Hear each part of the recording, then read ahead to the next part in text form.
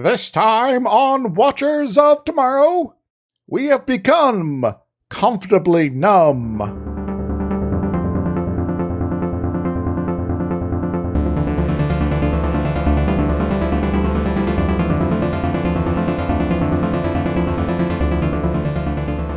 Hello everyone, welcome to Watchers of Tomorrow, the sci-fi review and critique show that is the cause of all war and human suffering. My name is Gep, and I'm joined as always by my friend and co-host Dr. Izix. Hi! And it's movie time. It's movie time. Movie time. We take a break from episodic stuff and do a movie. Movie time. I decided this week we're going to be looking at the 2002 answer to The Matrix. In a way, Yeah. it, I guess, makes use of some of the similar vibes. Yeah, it's kind of... I think this is what happens when you have The Matrix do its change in the format of action movie sci-fi that The Matrix did, and you didn't understand a single thing that The Matrix was trying to do, and then you also didn't understand a single thing that any of the source material that you're drawing from was trying to do. I guess that's one way to sort of explain some of this movie's elements, yeah. Yeah, I think that's what's happening. So this is the 2002 movie Equilibrium. Mm-hmm. No, wait, does an equilibrium state between two, say, ideal gases? Yeah. Oh, cool. It's an entire movie about balancing gases. This movie was written and directed by Kurt Wimmer, who's writer, director, sometimes producer, has done some other sci-fi fantasy films. His first film was not Equilibrium, even though he says it was. It was One Tough Bastard, which is a film I've not heard of. Neither have I. It came out in 1996. Yep. He also wrote The Sphere, which I've heard of but not seen. I think I've seen part of it, yeah. And The Thomas Crown Affair, which is same. Yeah. Yeah, it was a Sphere I've seen part of, and I remember it was kind of awkward. Yeah, as far as I can recall, the bits I've seen. He also wrote Ultraviolet. Wrote and directed Ultraviolet, which is another badly received, high concept, poorly thought out sci-fi sword movies. Mm-hmm. Seems to like sword and gun movies. Yeah. Also wrote and directed the remake of Children of the Corn in 2020. And Corn! Wrote the 2012 remake of Total Recall. Which I've not actually seen. Yeah, so I'm pulling out some examples, but not exactly the world's best track record. Yeah, it's mixed. It has some interesting stuff going on, but yeah. And I did in fact find out that no one's heard of this movie. No one had heard of this movie. No one was aware of this movie's existence. It picked up a little bit of a following years after it came out when it was on DVD. And the reason no one's heard of this movie is because they actively decided to never advertise it at all. It had basically a zero advertising budget. Whoops. So, if people don't know a movie exists, they're probably not going to go out and see it or look for it or, be aware that it's come out for video or whatever. Yeah. So, they decided to not advertise this movie in the slightest, which is why no one's really heard of it. Yeah, I have, but, I also know some kind of obscure movies sometimes. Mm-hmm. All right, I'm going to do a fairly quick rundown of cast, because it's a movie, so you've heard of all of these people, as opposed to, all of our little obscure television background characters. Mm-hmm. So it stars Christian Bale of Batman fame as John Preston, who's a monk of some description. A cleric, specifically. Yeah. So he's able to kick some ass and do healing spells. Yes, battle cleric. Battle monk cleric. He was also in American Psycho. Yes, he was in a lot of stuff. Yes. Which I believe is why he was actually cast for this particular movie here. I mean, it's You want an actor to realistically portray having no emotions, Christian Bale is your guy. Yes. I mean, I've enjoyed him a lot of things, but if you picture, like, who do I need to play a character with no emotions, this is literally the first actor that pops into your head. The second actor is, acting unit 4000. Also have Emily Watson, who played Mary O'Brien. No, that's not O'Brien. Odeburn. I can't pronounce this name. Something's kind of Scottish-y. Yes. Odeburn. I don't think they ever actually say her last name in the movie. Yeah, I don't remember it. She's been around. I couldn't find any particular movie that I recognized her from, but she's another large name actor, so she's been around in things. Corpse Bride, Everest, in a number of episodes of Genius, The Secret Life of Marilyn Monroe. Yes, so stuff. Taye Diggs plays Andrew Bennett. He was the original Benny in 1996's Rent, which I found kind of interesting. The TV movie is also one he was in as well. The original Broadway cast of Rent. Yes. And Sean Bean, who is known for dying, which he also does. Spoilers, but like that's what he does. He's here. He does the thing that he is famous for. I'm going to be in The Lord of the Rings as Boromir. Oh. I'm going to be in Game of Thrones and lose my head. But he got to be in every Lord of the Rings movie for what was probably like a week of filming. Kinda, yeah. He plays Errol Partridge, who's another cleric. Who does the Sean Bean thing partway through the film. Yes. And finally, of big main characters, we have Angus McFadden, who plays Vice Consul DuPont, one of the big bads. Is he some sort of pharmaceutical or like production company with chemistry? I mean, it's probably not coincidental, given the other text of the film. One of the things that he's best known for is playing Robert de Bruce in Braveheart. Yes.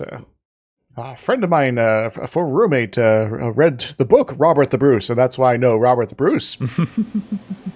Originally from. Yeah, so that is all of our cast. You forgot Sean Pertwee. Did I? Well, he plays father. Yeah, but I didn't want to put him in. He's not really real. But he's also the son of John Pertwee, who played Doctor Who. Oh, fun. Okay. At this point, who hasn't played Doctor Who? Well, I haven't yet. You might get there. Yes. Fingers crossed. Probably not. I'm actually really looking forward to the 2023 season. Oh, yeah. Get a new Doctor coming up soon. Looks like it's shaping up well. I like the actor. They brought back the original showrunner. He's been doing even gayer shows since leaving Doctor Who. So got some good options here. I think the new Doctor Who season will be very fun. We'll probably find a way to talk about it. We need to find some ways to talk about other stuff. But anyway, that's behind the scenes stuff. You don't need to worry about that. Oh, I in my list of things to do for my quote movie sections, I do have a couple classic Doctor Who adventures. So yeah, those are kind of those are twice as long as movies. But yet they have a lot of filler, so it's easy to actually sum up. Speaking of summing up, I did not realize how much of a mess this movie was until I had to try to synopsize it. Yes, there is, it's okay, we're now over here, and this is happening, and we're having sort of a moment, etc. Yeah, so... Basically, like all movies that think they are very hard, deep, well-thought-out sci-fi movies, this movie starts with about 15 minutes of exposition. Yeah, we've got to set up the universe. We can't, organically build it, get up as we go along. No, you have to just dump a bunch of information on the audience because producers think the audience is stupid and can't learn things. Well, sometimes it isn't the producers, it's the studio. Yeah, same difference, really. They're bosses, in fact, in effect. All right, so in the early 21st century, humanity entered a third world war. Whoops. survivors knew that we would never survive a fourth, just like how after the First World War, we knew we'd never survive a second, and after the second, we knew we'd never survive a third. You know. Well, apparently we did survive a third. Yeah, humanity is always thinking we're not going to survive the next war, and then we do, and that's partially the problem. Yeah. So, yeah. So anyway, to save humanity from itself, the new unigovernment of Libria, the Tetragrammaton Council, my God, we're already so many made-up words. Well, it's like tetra is for gramma, like grammar. So 4-word council. Yeah, I guess. Anyway, they have outlawed emotion. The entire population has to be on an emotion-suppressing drug called Prosium, and it is enforced by a new law enforcement agency called the Grammaton Cleric, which is a super elite fighting force with a religious devotion to hunting down sense offenders and eliminating any material that may tempt someone to start feeling feelings. So very much when we're saying sense, we're talking about having, senses like used at all effectively. Yeah, feelings, emotions.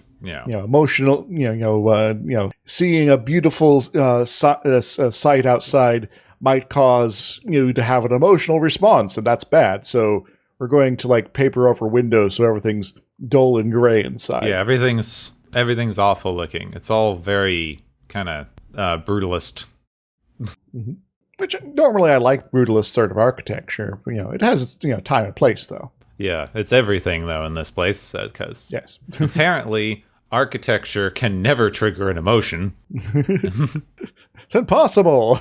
So outside of the city of Libria, the world exists as a set of bombed-out abandoned buildings, and the police have ventured into this area to find a rebel safe house where dozens of people are hoarding art and music and the like. Preston and his partner Partridge, 2 clerics, back up a large police force. There's 40, 50 police officers heavily armed and armored, and these 2 dudes in robes. So, it seems a little outweighed for the police presence here in terms of equipment and numbers. Yeah, apparently having 100 police officers is not enough to take out 30 somewhat armed rebels.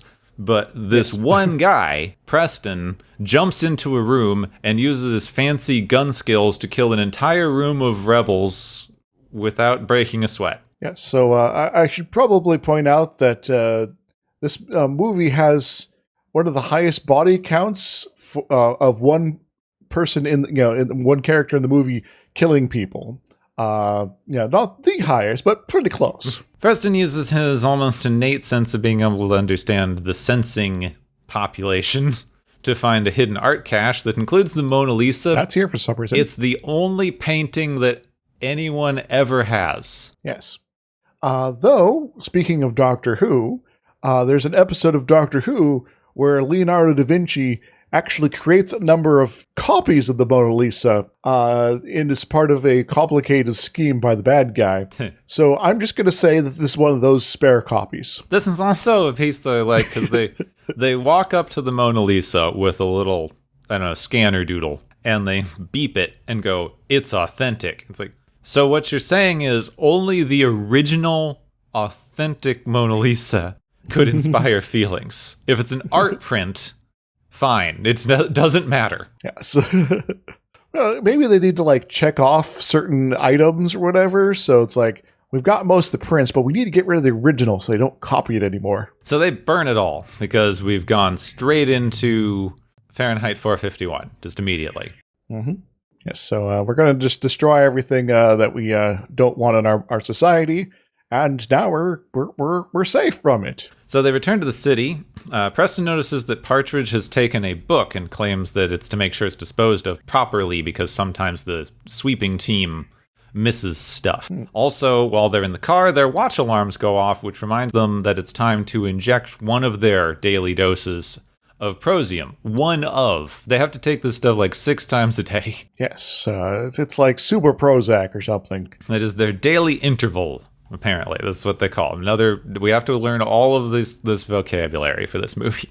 Yeah, I guess having it being so regular, though, it keeps everyone in a certain level of routine.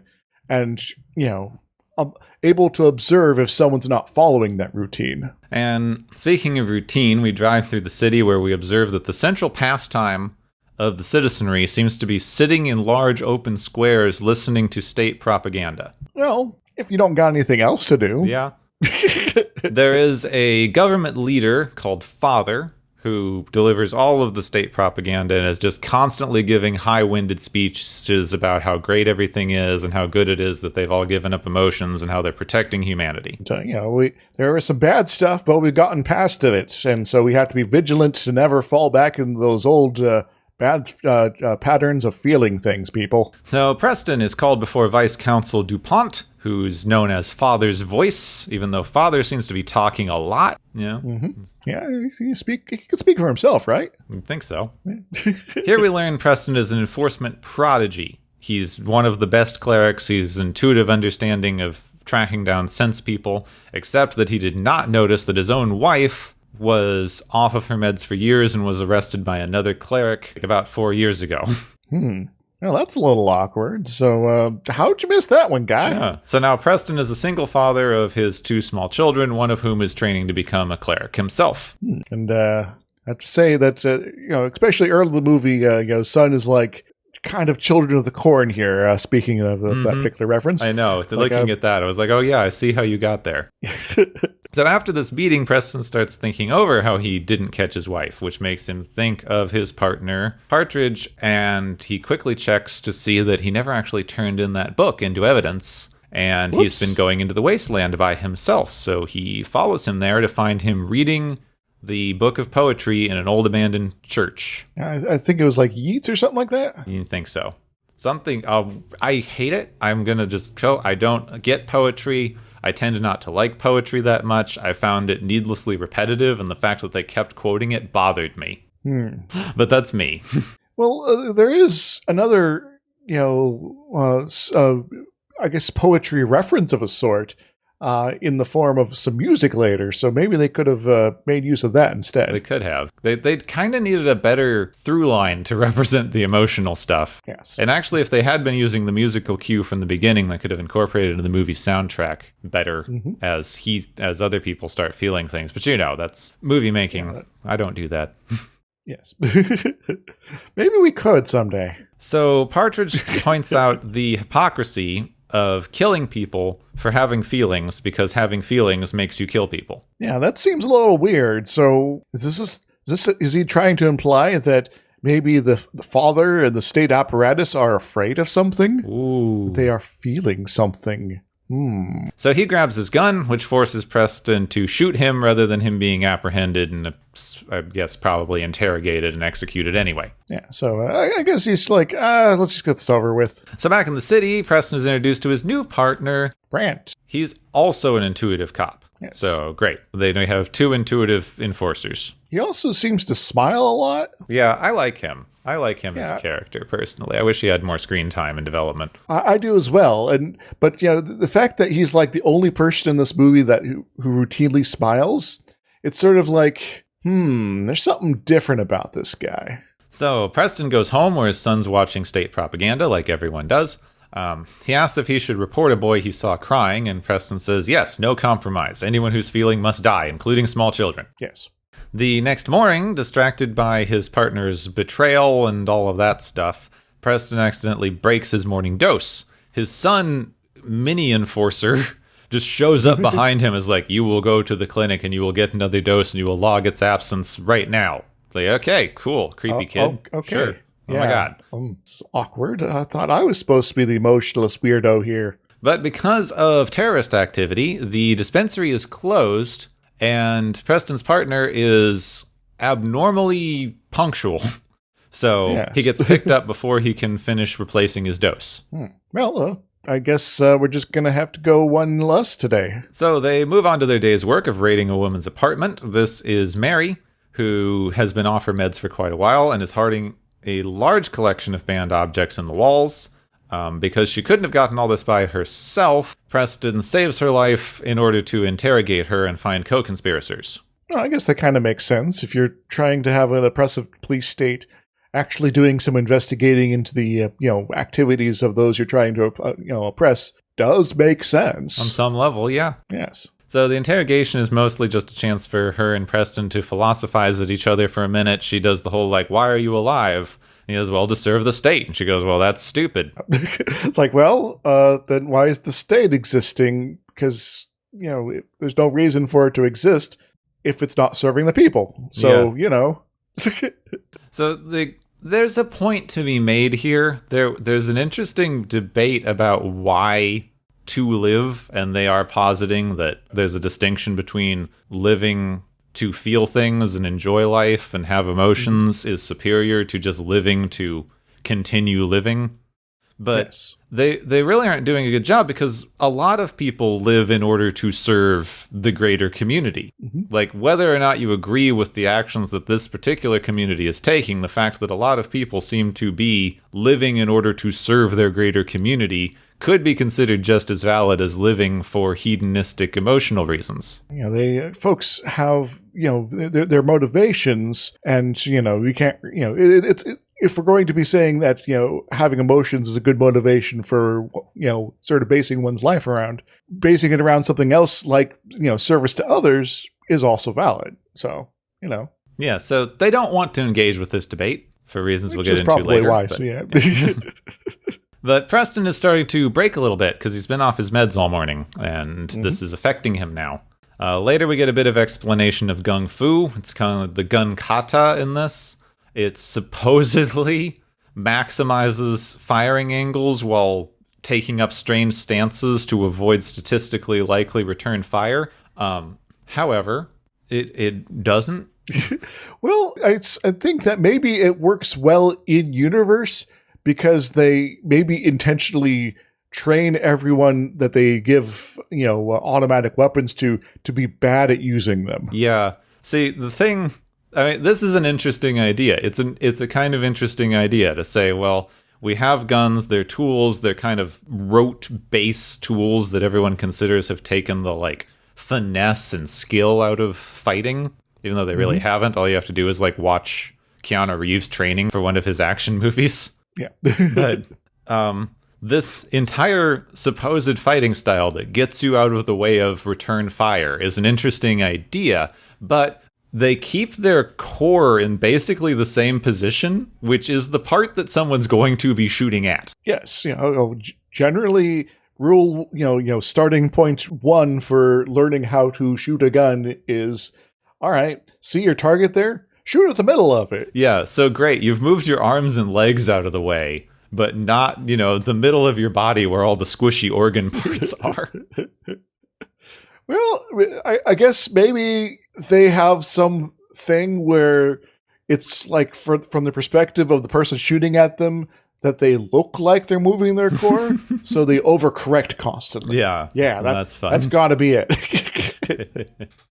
So, Preston later gets a little bit fed up with how everyone's desk looks the same and starts messing with stuff, which draws suspicion because everyone's desk looks the same. So it's why mess with stuff? Yeah, so this is the standard desk pattern. Why are you trying to change it? He claims he's trying to improve efficiency. Why would you want to increase efficiency? Do you think that would be a good idea? Do you have a motivation that is beyond what you've been told to have?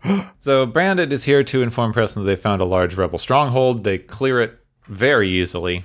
But Preston takes something and uses the same excuse that Partridge did, that they don't always find stuff, so I'm going to take this thing.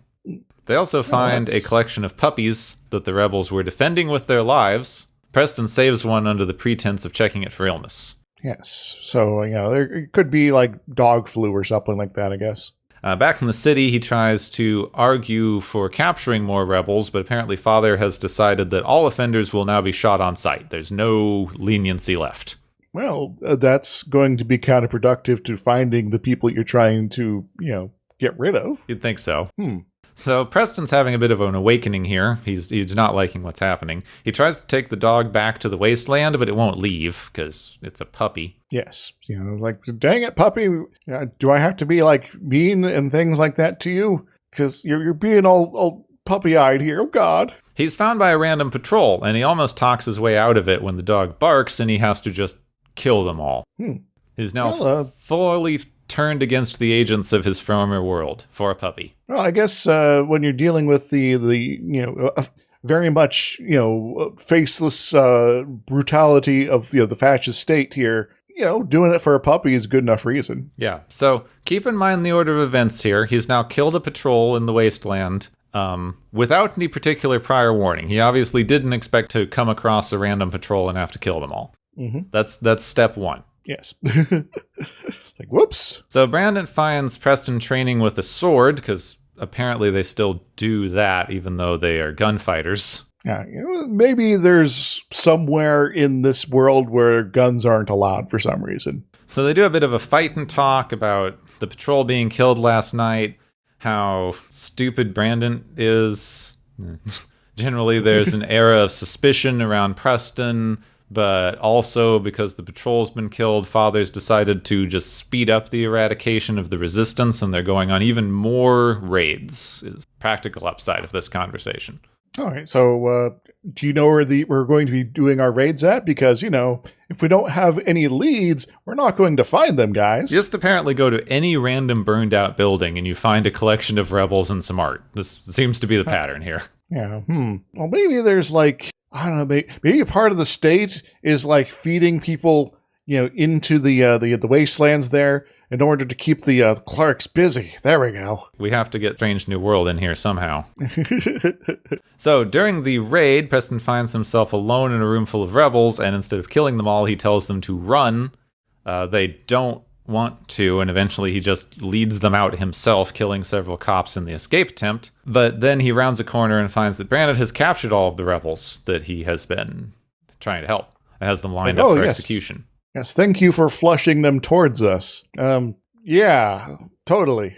So Preston basically starts getting ready to fight. Brandon's like, you should shoot them all. Here, use my gun. And he switches it over to full automatic and is about to start shooting his way out, but one of the rebels nods him off, and he gives the gun back and lets Brandon's people shoot them all. Well, thank you, random guy here. You're still dead, though. Yep. Bye. So Preston, who's now fed up with everything, asks the Vice Council to give him the authority to track down the underground resistance in the city itself. He investigates Partridge's possessions, finds some old photographs. One is a picture of him and Mary together with freedom written on the back of it. This is a lead, apparently. Yeah, it's a connection between somebody he has in custody. It's, the secret spoiler within their own ranks. So he confronts Mary about her and Partridge. When she finds out that Preston killed him, she attacks him, but he just basically uses this to grab her and then have feelings about the fact that he's grabbed her, and then he runs away. Well, I guess being emotionless for so much in your life does kind of make it hard to deal with emotions when you're not feeling, when you start feeling them again. Yeah. So Preston tracks down a librarian who Partridge knew. They have a bit of a light beating, and he gives him some information about how Partridge used to come in and basically just read stuff. But Preston then uses his intuitive, you've got something hidden here senses to throw him through a bookshelf wall, which uncovers a secret room, and the leader of the rebels. Right there. Ta-da! So, Preston, are you going to join them or turn them in? Apparently join them, because they hook him up to a polygraph machine to see if he's feeling things, which he is. Great. They tell him about the paradox of emotion, that feeling is good, but sometimes you need to not feel stuff, and that some people need to suppress their feelings even more completely in this world so that other people can have the freedom that they're fighting for. Also, they want him to kill Father, because once the figurehead is dead, they can set off the entire revolution that they already have planned and ready to go.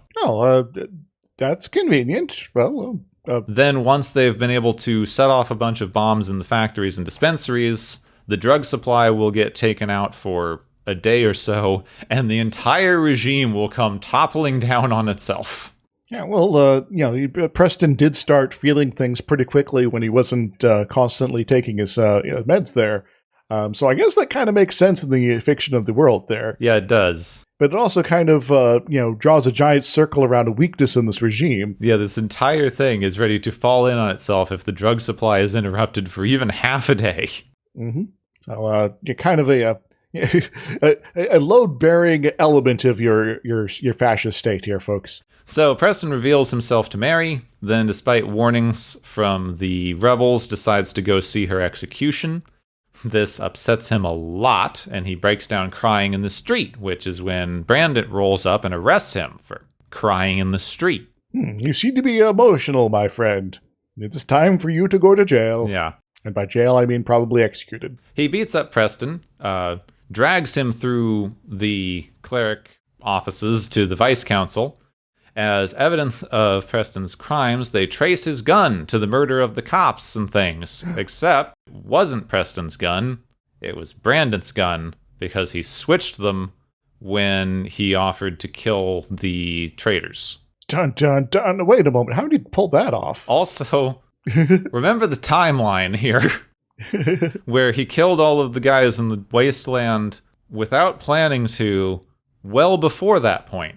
Yeah. In fact, he didn't kill anyone after that. So he had his gun the entire time for some reason, and then switched it back then, like later on? Or did he just only switch it the one time? In which case, it being Preston's old gun should be something they could figure out pretty easily. They do have kind of a good line where he's like, "Oh, I have your gun." It's like, "Well, yeah, you took it from me when you arrested me." Haha. Haha. Well, dang, or something. Yeah, this entire double cross thing is like predicated on the idea that he switched guns. But all of the stuff that they're tracing him for doing happened before he switched guns. Well, them kind of falling for it does make sense. Yeah, it does later. But still. At this point, it's like a little head scratching. They drag Brandon away, but since an accusation has been made, they do need to search Preston's home. Preston has no feelings about this whatsoever. Like a good little boy. Yeah, so of course, I understand. Hopefully they don't pull the mirror out of the wall and find where I've been stashing all my pills. Mm-hmm. Yeah, he rushes home to find his stashed drug supply before it can be found. When he gets there, it's gone. His son has them, because his son has been off his dose since their mom was. Well, that's a bit of a surprise. I guess that maybe explains why you're being so creepy earlier. You have to, overdo it in order to keep hiding. Yeah, both of his kids have been off of their meds since his wife was. Now he's off. The entire family's gone rogue. Yes. Hooray, we're a rogue family. Let's go, paint the town red later. So Preston now is finally ready for his plan. He turns in the Rebel Underground. In exchange for turning in the Rebel Underground, he gets an audience with Father, because Father never sees anyone because it's such a giant threat to his life. Yeah, the Father, the great in power, never sees anyone. No way, no how. Before he can see Father, they take away his weapons, and they give him a polygraph, which was a trap, because it was all part of Father's plan. Brandon even shows up to rub it in. They could never get an agent into the rebels without having them feel, so they allowed Preston to go off his meds to infiltrate the rebels so that they could later betray him and catch everyone at once. Well, I guess that it kind of explains why they let him do this. All right. So, also turns out, since they're going to kill him anyway, doesn't matter, may as well tell him, Father's not real. He's just a made-up figurehead that is actually the vice council using holograms to create a mouthpiece of propaganda. Dang it, Mr. Pertwee isn't real. Jeepers. So now they've caught Preston. They're ready to kill all the rebels. Everything's looking great, except Preston has literal guns up his sleeves. Dun, dun, dun. He also goes catatonic and dies for a second, and that's him getting ready to fight, apparently. Yeah, well, it's like the polygraph is still hooked up to him, and he's like, I'm suddenly going to enter my calm space, so everything about me stops for a few moments. Yeah, I mean, I do like the scene. Yeah. I see what they're doing with the scene, and I liked it, but, that's not how a polygraph works. It flatlines. Everything flatlines, and then the guy goes, oh, shit, and then he starts killing people. Yeah. It's like, oh no, he's entered the Matrix or something. So, he shoots all the cops in the room.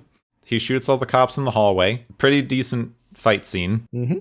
He confronts the vice counsel, aka Father, in his opulent, decorated office. Yes, with paintings and stuff. Yeah. Preston kills all of his sword guards. Then he fights and kills Brandon, also with his sword. Then he has a handgun battle with Father, where they're actually doing kung fu gunplay with really, really up-close kung fu moves, trying to shoot each other. Let's count the bullets here, everyone, and pull the Matrix thing like the one bit in the subway. Until he finally disarms Father and has him at gunpoint. And then Father goes, oh, but I feel stuff. You wouldn't want to kill someone who actually feels stuff, because that's somehow different from killing the 60 people that you just killed in the last 10 minutes or so. No, not in this case. Fake Father, you're jerk face. Come on. This very obviously does not work. So, yeah. Now Father's dead. Preston moves into the propaganda room and starts blasting computers, which apparently disables all of the propaganda machines and signals that the rebels that it's okay to rebel. They blow up all the dispensers, overwhelm the entire police force immediately, and also Preston's daughter has a dog now. Hooray! City's And on the fire, dog everything's lives. fine. That's it. We're done. The regime is toppled. Good job. Well, I suppose there is a certain level of... everyone's kind of been doing a routine constantly for years now, so, we don't necessarily have to change, the whole food production sort of side of things. It just, we don't have to put up with these, cops randomly picking us up off on the street and killing us. So that's nice. So, this is a bit of a mess. I haven't seen this movie in a while, and I remembered it largely for, it does have some pretty cool action sequences. Yes. They're not filmed particularly well, unfortunately, but it has some good choreography. It's all about the movement, not necessarily the camera. But this movie's a bit of a mess, and I did figure out why. There's a couple of reasons. One, the writer-director in interviews, Kurt Weimer in interviews, said he was not trying to make a political movie. Whoops. Then why did you have a movie about a fascist state and resistance against it? Yeah. That's political movie there, guy. Yeah. All right, this is his personal story that he said in interviews that I was looking up stuff for this. He said that he was doing art. He was really interested in doing art. He went to art school. He got fed up with the way that everyone in art school thought they were an artist, because that apparently is something that someone else should decide. That you don't get to just pick up a piece of clay and go, haha, I'm an artist, because you have to be good at doing it to be counted as an artist. And he got fed up with the art world, and then didn't engage with art for years until later his wife was like, hey, you're being a bit of a dick about this. And then he re-engaged with art and then was like, oh my God, look how cut off from the world I was. There's so much beauty out there. And then he made this movie about it. So this movie is about getting back to the world of beauty, I guess. Yeah. But so this movie is, it's really interesting to talk about. I was looking through this, this movie is a mess. This movie is a complete and utter mess. It has no idea what it's trying to say and no idea how to say it. But it's fascinating as a place to start talking about this particular genre of science fiction, because it is just a mashup of the greatest hits of the dystopian future sci-fi novel. Kind of, yeah. We got, the giant oppressive state. We have the grim architecture. We have, faceless mooks everywhere doing their mook thing. We have endless masses of people that are, a mix of, oppressed, but also potential threats around every corner in their number, because you never know who you can trust. You got, the bombed out regions of the world where everyone's, struggling for survival or to, resist and things like that. And it's just sort of this is where you do that sort of thing. The artifacts of the old world are sacred items that are under threat by, some force in this, current present here, be it that police state or something else. There is, also, animals are rare, so you got to watch out for those. Otherwise, we're going to run out of dogs pretty soon, and so on and so forth. Yeah, you've got the government and aesthetics from 1984. You've got a lot of general plot line from Fahrenheit 451. You've got population control through historical and emotional oppression of the giver. Mm-hmm. You've got the sort of both drug control, state worship, and external place that everyone lives, like the outside world where all of the ne'er-do-wells live from Brave New World. Mm-hmm. It is the compilation album of dystopian fiction. Yeah, it's if you had an anthology with all these works in it, this would be it. Now, the general issue that you hit is it doesn't know what to do with any of those. It's like, well, we got all these elements here that everyone kind of recognizes from these source materials. That's good enough, right? You also run into an issue because you're drawing some obvious like Matrix parallels here, both stylistically and with the sort of action sci-fi movie thing. Like the Matrix, we forget, but before kind of the 90s, sci-fi movies were not like, you couldn't have like, oh, it's a thinky movie and an action movie. Mm-hmm. The Matrix was kind of the first big mainstream thinky action movie. Yeah, so before you had more of like a Gattaca sort of thing where the action is occasionally, oh, we got to kind of dodge the cops, but we're not getting into big fights with them sort of stuff here. While the Matrix came around and it's like, well, now we're able to kick some ass too. And drawing an obvious comparison, because I just went through all of the Matrix movies so that I could watch the new one, which is pretty good. I liked it.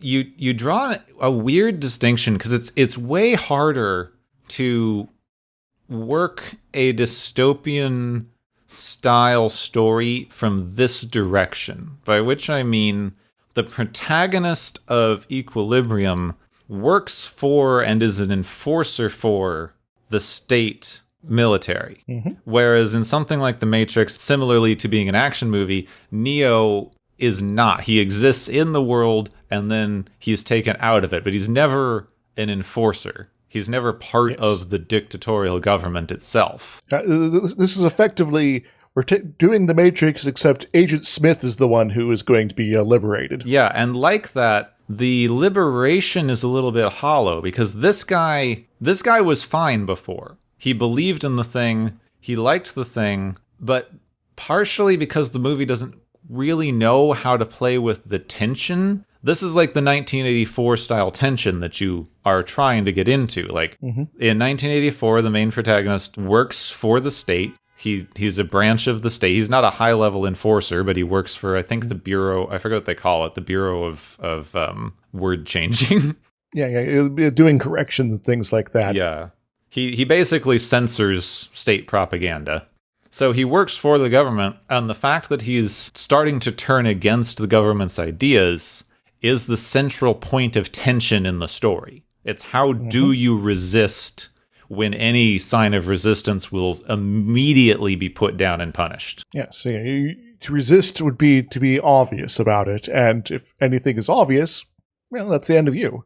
Which is really kind of the problem that you get into telling the story from this direction, because this guy is a super soldier. Mm-hmm. This is a space marine has decided to turn against the other space marines. Not just a space marine, but the best space marine. This guy can mow down the entire government if he wants to, anytime he wants to, and is under no threat at any point. Mm-hmm.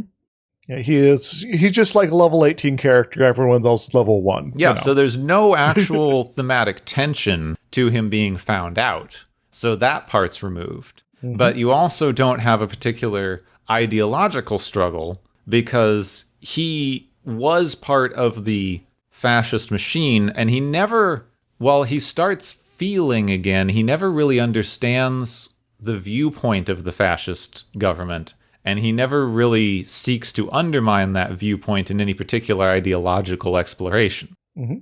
But I think that's kind of where this is not was not meant to be a political movie starts kind of undermining it. Yeah. Because if you don't want this to be a political movie, then you're going to be sort of actively ignoring that sort of exploration, much to the detriment of the film. Which is one of the places that this movie really starts falling apart, because the state apparatus is so stupid that you need to be able to justify its existence through an ideological exploration. Like, what is it that the state believes? Why is controlling people's emotions so central to its apparatus? What is this doing for the state? How is it holding itself up? Why is it like this? What are the beliefs that led them here? And we get a little bit of that in the intro, like people are angry and upset, and that leads to war and violence. But if you actually take a minute to explore that notion, which the movie doesn't, that's usually not what leads to war and violence. Not on a large scale.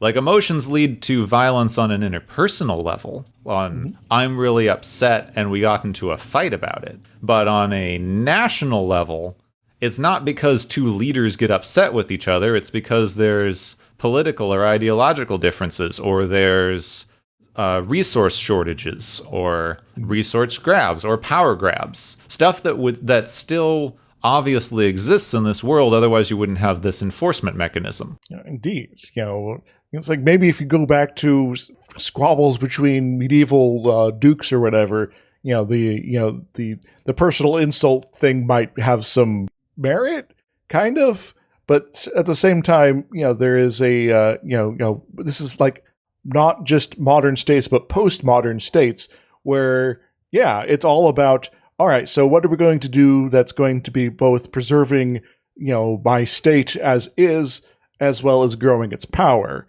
And, that's not really an emotional sort of decision there. That's I'm going to weigh my options here and pick the one that's going to be, most valid for what I want to try to do here. And sometimes that's go and invade the other country nearby. Especially when you're using obvious fascist imagery, because fascism is usually not a particularly... It's an interesting one to use fascist imagery because it's not an emotionally centered government. It uses a lot of emotional language to manipulate people. Mm-hmm. So having a completely unemotional populace with a fascist government creates its own jarring juxtaposition that you kind of need to answer for. So if you're not able to make use of the fascist call and emotions, I guess you have to sort of fall back onto the general anti-intellectualism. So people are just sort of discouraged from thinking about things, as opposed to, feeling, things and then, deciding that their feelings matter more than their investigations of their, authoritarian state there. And you do get into, obviously authoritarian states often do control art. It's one of the first things they do. The Soviet Union, which is not, it's a fascist dictatorship. It's an oligarchy. It's not communism. Soviet Union famously controlled art, had a lot of state propaganda art. The Nazis burned a lot of art. That's where we get a lot of our burning books imagery. They burned a lot of research and stuff that they disagreed with, and they also burned a lot of art to control things. Like, fascist states are obsessed with controlling art. Because, art is a means to, provide an argument that is potentially counter to what they're trying to build as far as the national story and that sort of thing. So, can't have that. Can't have competing worldviews. Yeah, so you can't really have good art in a dictatorship or a fascist state because good art questions what's happening. Yes. And you can't do that when you have the party line that you have to adhere to. By making everything just a plea to we should feel, the film kind of takes away the underlying messaging that you have in a lot of other dystopian fiction because it didn't really understand it.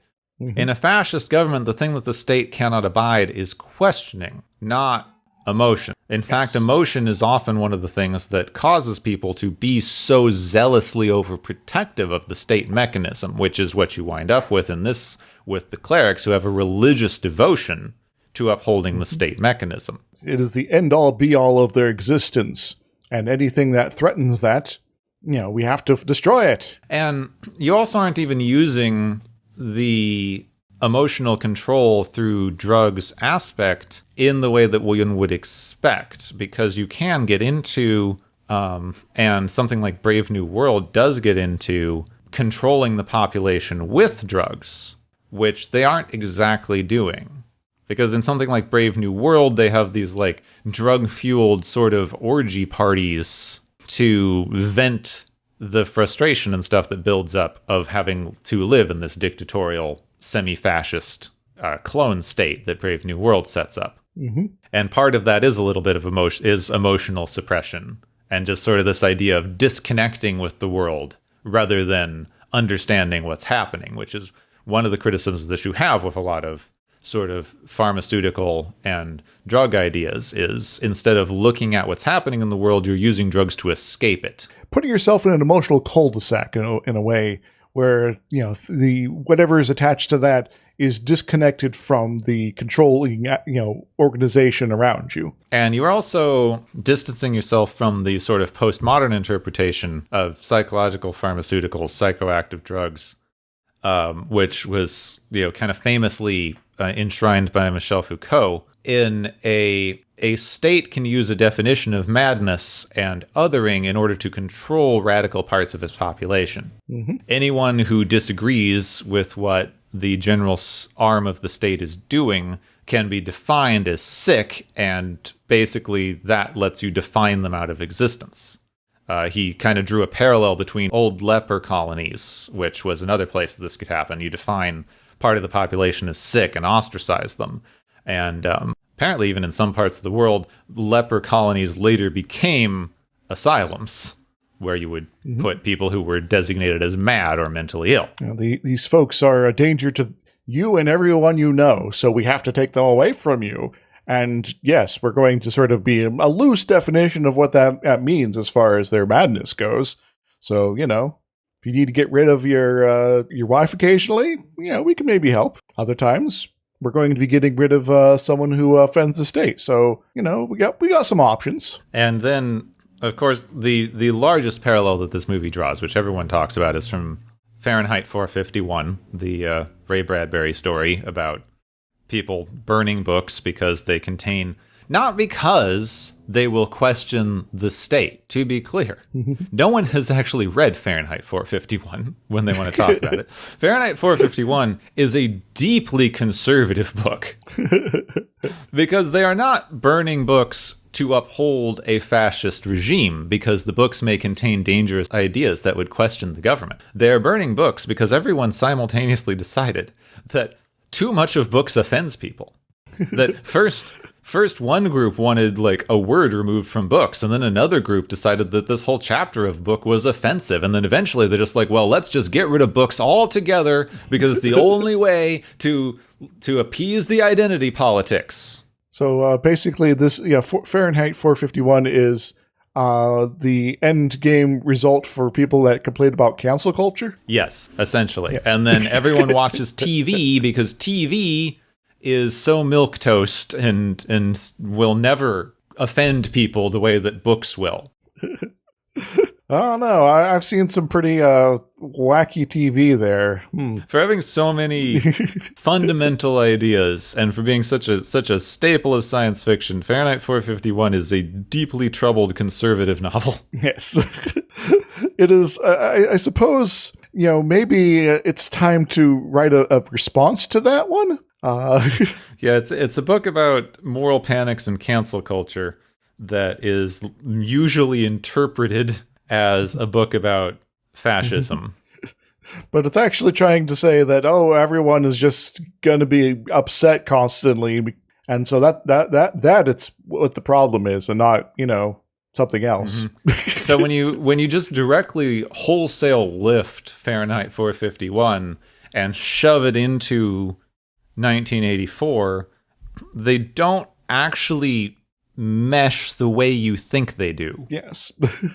Yes, in 1984, it's like, okay, we're going to have newspeak, we're going to have reductions of our culture and how we speak, and the only approved literature is, state party propaganda, that sort of thing. But, it's not, that's more about the focusing on, specific elements of what is the full body of things that have ever been written. And it's not necessarily concerned about the active destruction of the dangerous materials or whatever there. So it's a sort of a weird mix up here, I guess. Yes. Yeah. This movie especially has oversimplified the ideas to the point of uselessness. And 451 is about offense. 1984 is more about sort of Noam Chomsky's ideas that the way that the media is presented to people can control the literal ideas that you can even be capable of having. Which is what leads you to start questioning things that the state mechanism is doing. If you are unable to conceive of a better world. Bringing it into something like this, where they have oversimplified the entire idea into emotions and no emotions, you're actually kind of removing the emphasis on ideas, and the way that engaging with art and literature and other things exposes you to new ideas and makes you think about things, which may make you start questioning a uniparty system that you would get in a fascist state, which is dangerous to a fascist state. And that is why they start banning books and art and things that the government doesn't approve of. Yeah. Well, I guess there is maybe a reading of this film here where the emotional, denial of emotions is a complete nonsense sort of like excuse for their various fascist sort of techniques here. And so, there is, maybe a way, sort of, a view that you can sort of have that, this is sort of the excuse they're using in order to do all these, things that they want to be doing anyway. But then, why have the drugs? Well, it essentially is. And some stuff that they throw in right at the end, which goes completely unexamined by the movie at large because it's thrown in the last 5 minutes, is emotions in this world are kind of taking the narrative place of wealth and privilege. Having emotions is something that you're not supposed to have. Everyone has to be very conformist. Like you're getting a lot of sort of old-time American propaganda of the Soviet Union sort of imagery. Everything is stark. Everyone wears the same thing. Everyone does the same thing day to day. You're using emotionlessness as sort of a byword for communism in this particular story. And getting into the last 5 minutes where the powerful elite classes have emotions and live in opulence and are surrounded by art is drawing that kind of thing in like a corrupt government where everyone is supposed to go without because it's better for the general greater good, but the wealthy elites still get to live in opulence and have all of this power, wealth, and privilege. You've now turned emotions themselves into a representation of privilege and wealth, and the extra kind of resources that the wealthy elite get to have while the general masses don't, even though in a system like this they are trying to pretend that everyone's on the same footing, i.e. emotionlessness. I guess this does remind me of a particular quote. Forgive me for not remembering the fellow's name. The guy behind Metropolis, Fritz Lang, there we go. He was in Germany before the Second World War, famous for doing Metropolis and other movies. German Expressionism is sort of like one of the things he helped popularize and, sort of make, a big thing, at the time.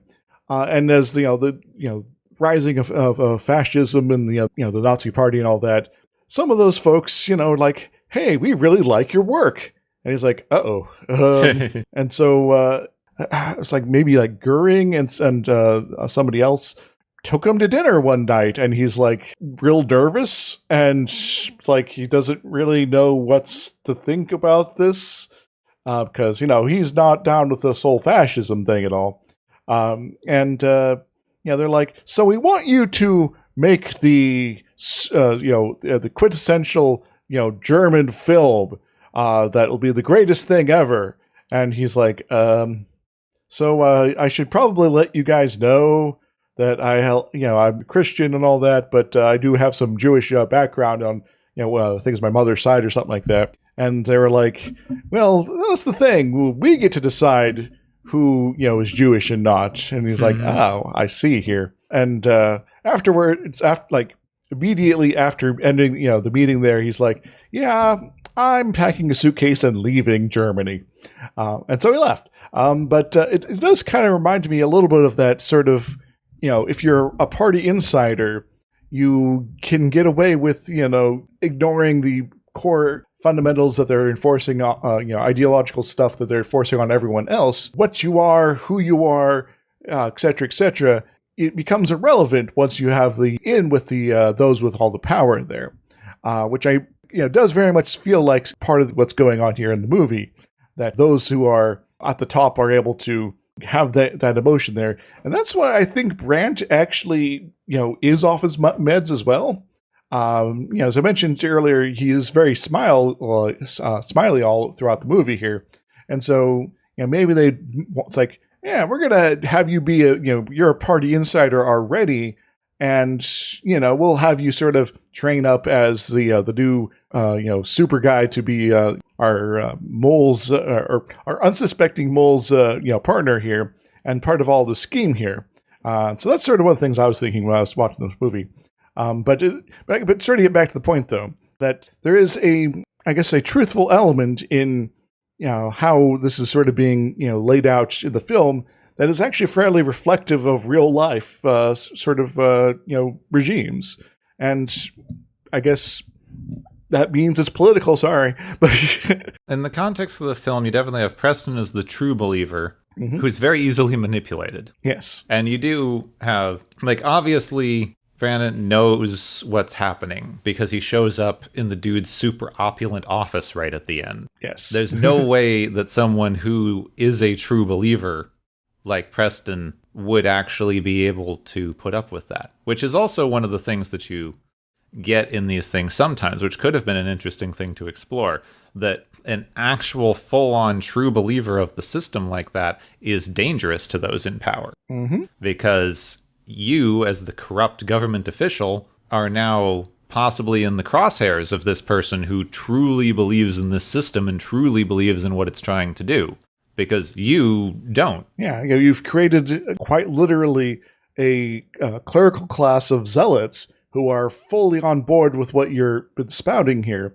You've enforced your system in place to cultivate and to reinforce their behaviors to be a super duper murder machines that are able to sort of take out anyone with these particular qualifications.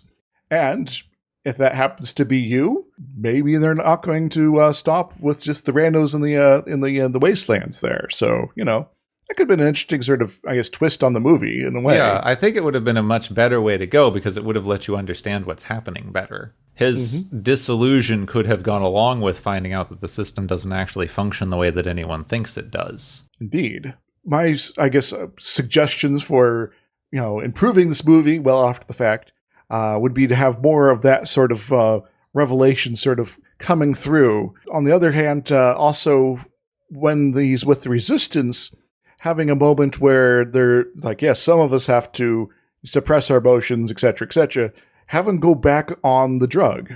And then he sort of re-enters that sort of, hazy state where, he's not feeling things, but now he has sort of a different perspective on his full world there, that there is something more to be perhaps, appreciating, but, he's kind of tired of these hypocrites at the top here. And so it's maybe then ambiguous if he's, taking out the leadership because of their, his zealous beliefs, or if he's actually gone in with the rebels there.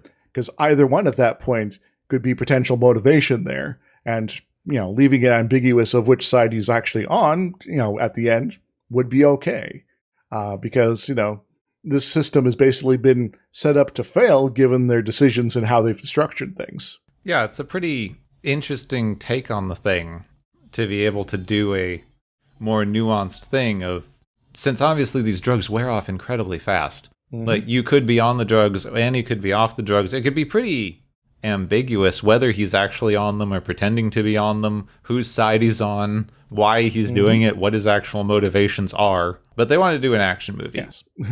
This is the thing where they're just doing an action movie to do an action movie because they thought an action movie would be popular. No one on the cast is sitting there being forced to read dense philosophical texts like they were in The Matrix.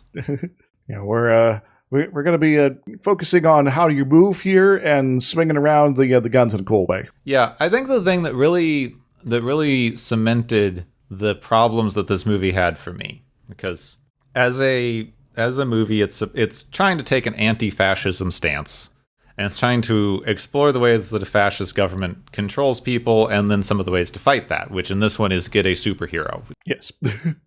You need that Ubermensch in order to take down your government of Ubermenches.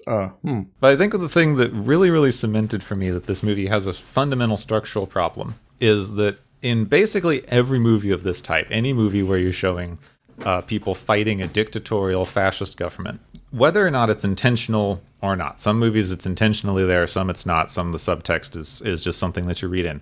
But you can usually find a queer reading of the film. You can usually figure out a way that you can put that representation on the film, because that's one of the things that very famously a lot of fascist states oppress. And it's a pretty easy to insert oppressed notion into the way that a fascist organization is oppressing and controlling its population. Indeed. I could, for the life of me, not figure out a way to put a queer reading into this movie. Yeah, it's... Cause I guess, for a lot of sort of fascist ideology and governments and things like that, there is a certain level of machismo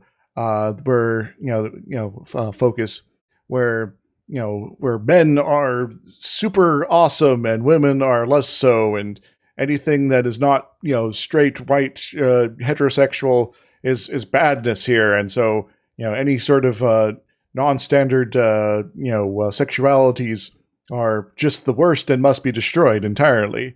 But there is none of that in this movie, other than, yes, the main character is a badass, but it's not really being celebrated. It's sort of like, wow, that's kind of cool. Well, even with that, just that's it. What they say the emotion thing a lot, but you don't really have a particularly good sense of what it is exactly that the government is trying to suppress. So it's sort of art. It's sort of culture. It's sort of a lot of things, but you don't really have a sense of it. You never spend enough time with the other side to get a particularly interesting juxtaposition. How does the one side live that makes them dangerous to the other? Yes. Is it because they have sentimentality? Because the rebels seem okay with shooting back at the people that are trying to kill them. So it's not that they're don't want to kill people or are really not wanting to. It's weird. That they want to read, but the other side doesn't. Which is what you get to in Fahrenheit 451, but at least they explain it. He's as flawed as I find that book, he is coming from a place of a novelist who cares about and is interested in the art of writing, saying that if we did not have this, we would lose something fundamental to the human artistic experience. This movie isn't really saying anything about what you're losing. They have one line about you shouldn't live just to serve the state, you should live for emotions. But why is living for emotions any more or less valid than living to serve the state? You don't really talk about it. I would like to know. It is just supposed to be presupposed because you see a movie about suppressing emotions and you go, oh, that's bad. I do have my own view of what to live for, is all about. But in terms of a work of art, this movie is trying to kind of make it a very shallow sort of read on all of that there. And otherwise it's just playing as shock value. We're burning the Mona Lisa. That's bad because that's just bad. All right, well, let us know why this is bad in the context of this world here. Yeah, you're using a lot of fascist Nazi imagery, which lets you just go, this is bad, because anything with fascist Nazi imagery is bad, de facto, especially in storytelling.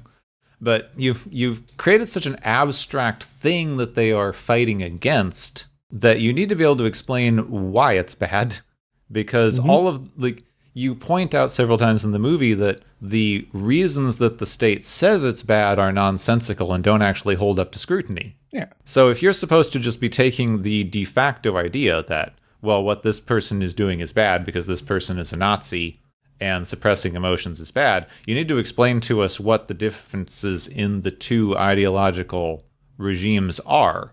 Because you can't just go, this is de facto bad, but then also point out a bunch of contradictions in how the entire thing works. This, sort of storytelling where they're effectively using shorthand to have the audience have effectively an emotional reaction to the fascist side here is counterproductive to actual fights against fascism. If all your arguments are only on the emotional side like this, then the circle's not being drawn around the elements that are actually why it's good to fight these sort of ideologies.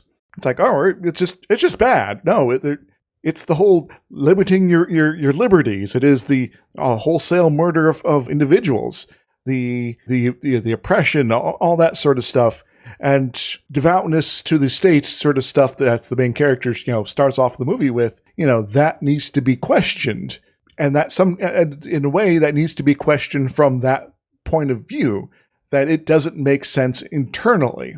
And that's one of the core ideological sort of arguments against this sort of ideology, that it doesn't make sense as a matter of course. I think one of the things is like, an emotional argument against something bad is not a bad place to be, because everyone's driven by emotions at one point or another.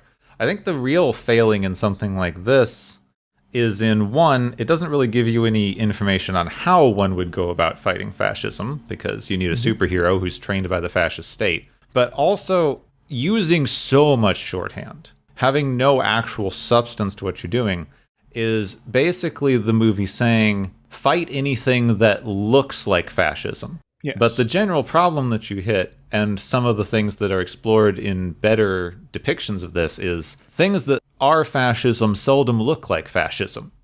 Because not everyone's going to run around dressed like a Nazi. Some people are, which, easy enough to spot. That makes it easy. Not everyone is. Like, that is, to draw the two obvious comparisons that you have, 1984 was about how even living inside of a fascist state, a lot of people don't see it as a fascist state because the state has arranged it so that you can't. And in The Matrix, which is the obvious movie comparison that people want to draw here, they're saying that the fascist entity of the enslaving machines doesn't look like fascism from the inside. Indeed. It looks normal until you start noticing that it's not. You start seeing the glitches of the Matrix, as they say. Then you can sort of start putting the pieces together and draw out the truth of what your situation is. I guess this kind of goes back to a degree to that quote about, when fascism comes to America, it'll be wearing the American flag and carrying a cross, because that's what you kind of have to do in order to get fascism to grow in the United States. Yeah. You have to sort of co-opt the trappings of the local culture in order to carry through your ideological program there. And if you are super obvious that this is something completely different and new and all that, then you are going to be spotted. So it's like, yes, this looks like the bad thing that we had a world war about. Let's maybe not do that here. Oh, you are just being an all-American here, and golly gee, you just want to, bring back our old greatness? Well, that doesn't sound so bad. Oh, wait. Well, you also have the thing that, like, fascism didn't have to come to America. Yeah. Like, we basically invented a lot of these ideas. The Nazis got half of their stuff from us. Yes, which is really, really terrible. So let's stop doing that, guys. So I think kind of wrapping up, because I think we've circled around our points several times. Yeah. It's like, this is a mess of a movie. It's worth watching because there's some interesting action ideas, but also it is such a primer on just, it's not the story beats or anything, but like the sort of trappings, the storytelling trappings of dystopian fiction. It is if you take all of the story shorthand of dystopian fiction, take out all of the substance, and then shove it all into one movie with guns. It is the quintessential all of the above dystopia. So it's actually it's an interesting one to explore if you want to have a discussion about the storytelling purposes of dystopian fiction. Even though, as a piece of dystopian fiction, I would argue it fails miserably. Yeah, I still had fun watching it, but yeah, it is fairly shallow, unfortunately, which I guess fits in with the non-emotionals thing. Yeah, well, I read a couple of reviews of this that basically said if you removed its inspirations, you would have nothing. Hmm. Yeah. Though also there was an old review, I think from Robert Ebert, that basically said the modern moviegoer is so stupid that it's good that they have something with guns to look at while it's trying to beat them over the head with a message. It keeps folks engaged, I guess. So, how about that Ode to Joy? Oh, yeah. Yeah, that, for the listeners, there is a bit where, he's going through, one of the emotional people, sensors, folks, sensing people's, back rooms stash there, apparently by himself without getting noticed. And he puts on some music that nobody hears other than him. And it happens to be Beethoven's Ninth Symphony. Also one of the only pieces of music that ever exists. You always have the Mona Lisa and Beethoven. Yes. But it did remind me of another film, actually. Something about Clockwork Oranges, I think it was. Yeah. Yes. Where, that was, we're trying to control the populace with, that the rogue elements here with, by having them unable to commit violence because they'll feel, terrible about it. And we're going to have a weird system to sort of set that up here. But in the film, at least, the main character is kind of obsessed with Beethoven's music. So it's sort of a thing that reminded me there. But, as far as, music selections in a movie, supposedly about the usefulness of emotions for the human experience, it is a pretty good tune that does, once you look at the, the translation from German of the lyrics for, I think it was like the fourth movement or third movement or something like that, the one that everyone remembers. It's all about joy and, cool stuff and joy. And also we're going to be weeping and, stuff like that. That's just awesome. And yeah, the movie's very good at imagery. Mm-hmm. It's very good at picking the places where it needs to have things like that. Like, what's the song that we need to play that everyone's going to immediately recognize as an emotion song? Yes. Also, that's royalty free, hopefully. So, Aerosmith's Sweet Emotion's probably not going to cut it then. Yeah, that would be hilarious, though. Sweet Emotion. Copyright band. I mean, they could pay for it. It just would be... They never do that. They always have like, oh, he's rediscovered this amazing piece of classical music. You never have them pull up and it's like, oh, we've discovered this old music they were hoarding from the before times. It's like Kesh's TikTok or something.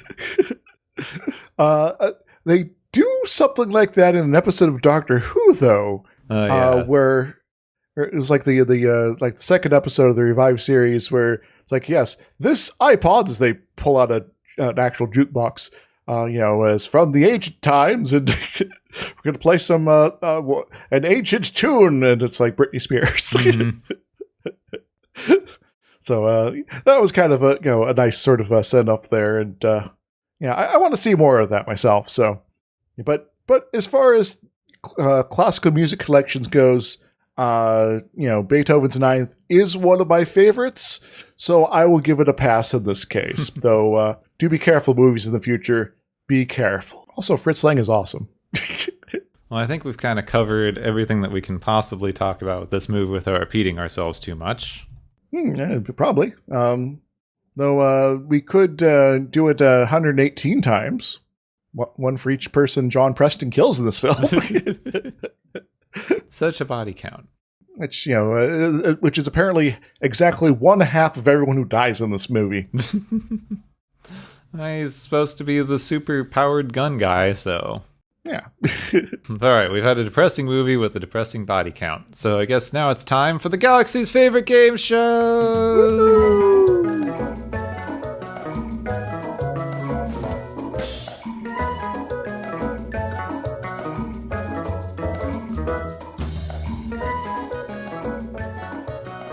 Hey everybody, welcome to the Galaxy's favorite game show, where our contestants have lost all emotion, and I will have to not be so emoty this time, because there's now some people here that are showing some automatic weapons, and unfortunately I'm not that nimble. I can dodge a brick thrown at me from the audience, but bullets, I'm not a John Preston here, unfortunately.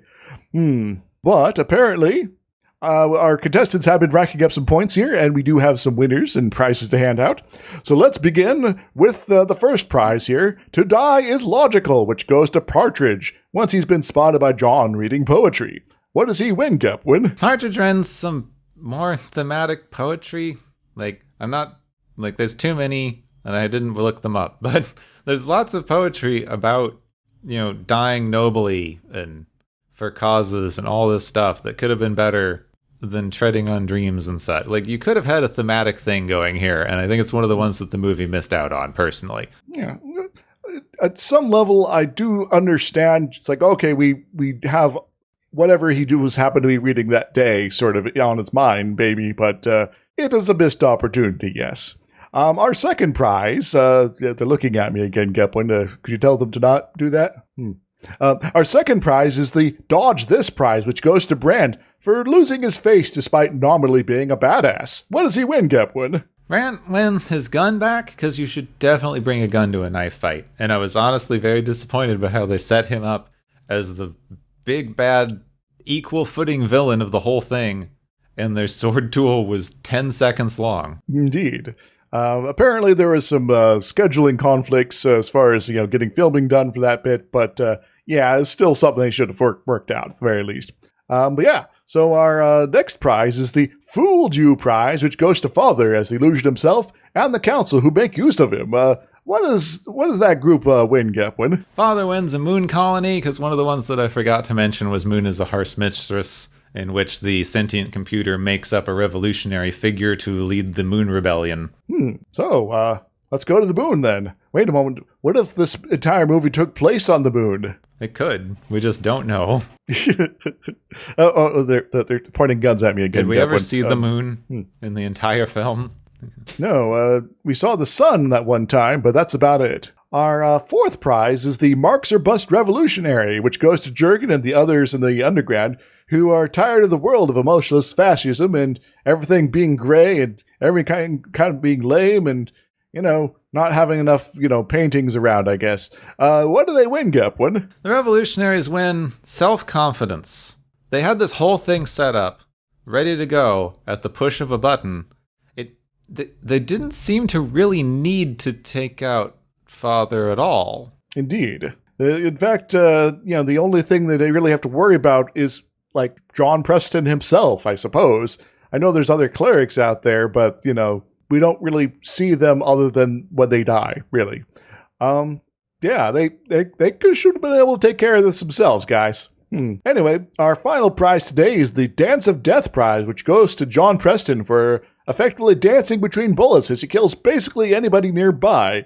What does he win, Gepwin? John Preston wins an iPod, because I just want to see a version of this movie where they cross the, really, really choreographed kung fu style gunfighting with the musical fighting beats from Baby Driver, and just that would be such a fun way to do the choreographed fight scenes. It's perhaps there's a version of this movie out in the parallel universe where they did something like that, and music starts slowly building into these fight scenes as things progress, and he gets more emotional. The music drives home his actions and movements as opposed to just being a well-practiced choreographed sort of set of movements here. And I'd really like to see that. And oh no, the weird faceless guys with the helmets are taking me away with Gepwin. Take the audience away. Help! So I guess what I was trying to say through a lot of that is I'd really like to see a version of this movie that was directed by Edgar Wright, but I suppose I'm never getting that. Anyway, Isaacs is gone because the state didn't like him, apparently. So thanks for joining us on the Galaxy's Favorite Game Show!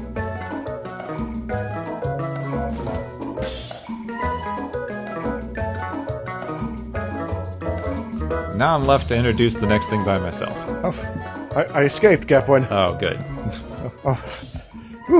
Apparently, the only thing I had to do was, know how to dance, and I could do that, and they just sort of died, I guess. It was weird. Because it's a world without dance, where dance is the ultimate power. So Kevin Bacon, really is going to save us all. It's the dystopian future version of Footloose. We're going to get to that remake eventually, probably. Maybe that's the movie we make. All right, so we're going from dystopian, drug-filled, emotionally controlled future to one of the sillier episodes of Star Trek. Because we're getting back to the best reoccurring character. A single-lettered character? Yeah. Character's so good he doesn't need a name. Yes. Just an initial. Yes. This is going to be Hyde and Q, which is Hyde and Q. The second appearance of Q after Encounter at Farpoint. Also, the beginning of the grand tradition of having Q named episodes. Indeed, Hyde and Q, Q-less, Cupid. There's some other ones. Q and the Brave. Q and Q and the Gray. But I guess there's also several really good ones that didn't have the Q pun thing going on here, like Tapestry. That's true. And Death Wish. Tapest Q. Tapest Tap Q Stree. Yes. Yeah, they gave up on this by the time they got to Picard season 2, so on a lot of things. Well, if they had it for Picard season 2, they'd be like half the episodes would be Q something. They should have been. If you're going to do awesome. a show that's all references, right? Why not? Haha. So yeah, second appearance of John DeLance's Q. One of the weirder, slightly funnier episodes. Resolves itself in an interesting way that I just love. It's one of the ones that is not taking itself seriously, and that's what I enjoy about this era of Star Trek. Though it is a little weird that part of it kind of hinges on the death of a child, and Picard's like, yeah, child dying is good, actually. Yeah. So that's awkward. But also kind of in character for what we know about him at this point. So next week, back to Star Trek with second appearance of John DeLance in Hyde and Q. Next time on Watchers of Tomorrow, did somebody say games?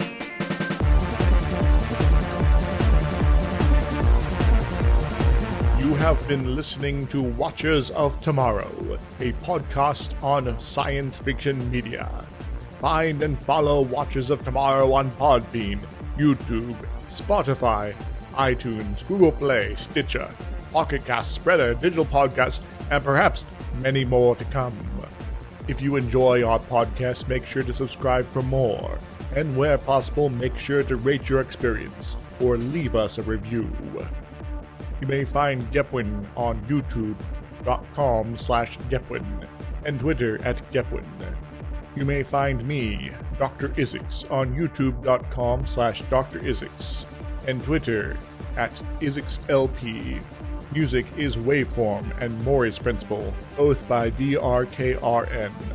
You can also check out the Watchers of Tomorrow Discord channel. Make sure to share the experience with your friends, family, enemies, and alien overlords. If you feel you are suffering from transporter syndrome, please be aware that the next time you step off the transporter, that you, that is now, no longer exists.